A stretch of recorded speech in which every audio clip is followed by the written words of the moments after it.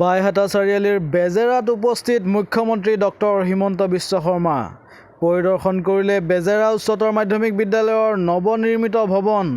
সমগ্ৰ অসমতে 500খন বিদ্যালয়ৰ ভৱন নিৰ্মাণ কৰাৰ এক বিশাল আঁচনি চলি আছে।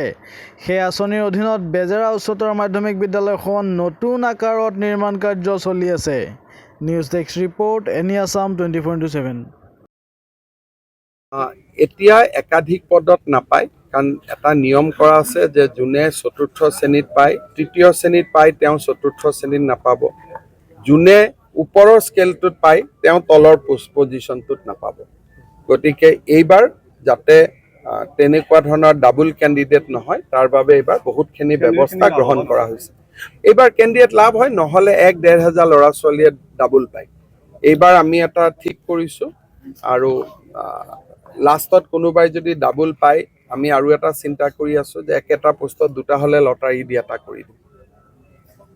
কিন্তু যেতিয়া বহি নিৰীক্ষণ হ'ব, তেতিয়া অসমৰ 6জন বা 7জন শিক্ষাবিদ এক্সটাৰ্নেল ইভালুৱেটৰ হিচাপে তাত উপস্থিত থাকিব, যাতে বহীত কোনো, এতিয়াতো বহী চিল পেক আছে, চিলৰ যোৱাবাৰো আমি কৰিছোঁ। অইন ঠাইত কৰা দেখা নাযায়। ভাৰতৰ অইন ঠাইত নাই, ভাৰতৰ অইন ঠাইতটো লুকাই লুকাই কৰে। আজি এতিয়া মোক ইমান দিনে কংগ্ৰেছে সমালোচনা কৰি আছিল, ইণ্টাৰনেট বন্ধ কিয় কৰিছে। আজি ঝাৰখণ্ডত কংগ্ৰেছ চৰকাৰে পৰীক্ষা পাতিছে, আজি তেওঁলোকে অসমৰ পৰা শিকি ইণ্টাৰনেটটো বন্ধ কৰি দিছে। যোৱাকালিলৈকে যি কংগ্ৰেছ দলে সমালোচনা কৰি আছিল ইণ্টাৰনেট কিয় বন্ধ কৰিছে, আজি ঝাৰখণ্ডত কংগ্ৰেছ চৰকাৰে অসমৰ পৰা শিকি পৰীক্ষা হৈ থকা সময়ছোৱাত ইণ্টাৰনেট বন্ধ কৰিছে। তাৰমানে অসমে আজি দেশক ৰাস্তা দেখুৱাই আছে। এই অভিযান চলি থাকিব ছাৰ, আপোনাৰ নিকা কৰা অভিযান চলি থাকিব।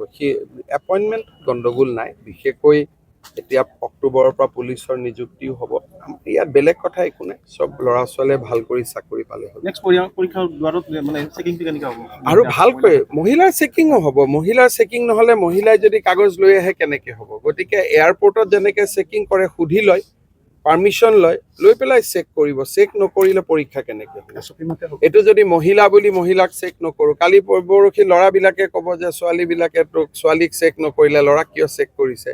সেইকাৰণে আমি ছোৱালীজনীক সুধি ল'ম যে আপোনাক আমি চেক কৰিম, আপোনাৰ আপত্তি আছে নেকি।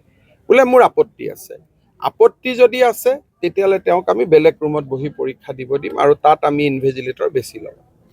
প্ৰাদেশিকৃত বিদ্যালয়সমূহৰ আকাৰ আৰু বিদ্যালয়সমূহৰ ভৱন পৰিৱৰ্তন কৰাৰ বাবে আমি এখন সুদূৰ প্ৰসাৰী আঁচনি লৈছিলোঁ।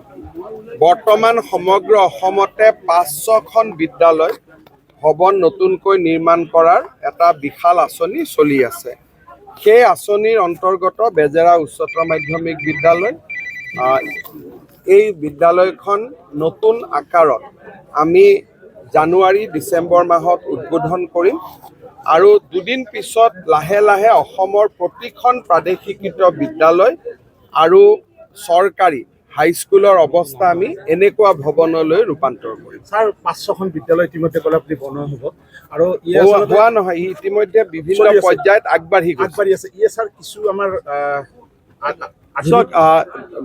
আমাৰ ডন বস্কো, ছেইণ্ট মেৰিজতকৈ অসমীয়া স্কুলবিলাক দেখিব ভাল হ'ব।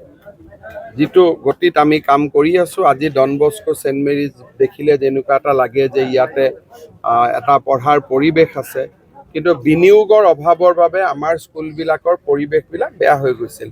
কোনোবা MP ফাণ্ডৰ পৰা 1 লাখ, MP ফাণ্ডৰ পৰা 5 লাখ এনেকৈ লৈ স্কুলবোৰ বেলেগ বেলেগ ধৰণে বনোৱা হৈছিল।